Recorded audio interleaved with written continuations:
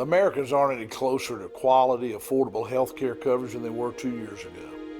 Obamacare will not only increase health care costs, it'll plunge states and our nation deeper and deeper in debt, leaving you, the taxpayer, and your children and grandchildren on the hook.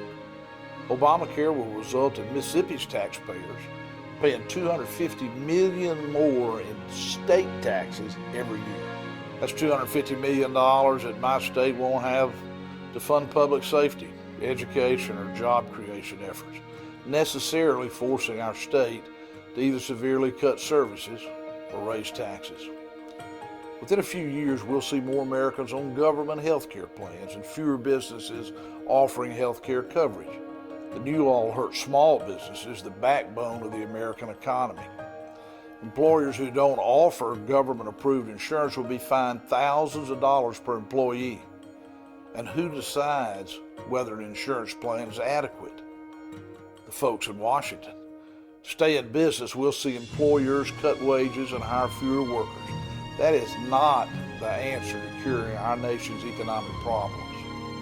We need a reasonable approach to managing health care that empowers our citizens and small businesses to make their own choices about the medical care while bringing costs down. In Mississippi, I've taken steps to rein in out of control medical expenses.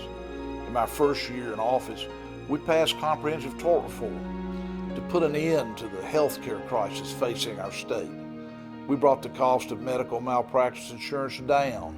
We've seen doctors who can now afford insurance stay in Mississippi to provide our citizens with the health care they deserve. As rising medical costs put pressure on the state's budget, we help bring those costs under control by saving on prescriptions, by better utilizing generic drugs, cutting instances of fraud, and ensuring Mississippians on Medicaid were getting the treatment they needed. Now Medicaid beneficiaries can receive a free annual physical to check them for diabetes, high blood pressure, to make sure they're getting the right medications. We can't solve our nation's health care problems by letting government make decisions about medical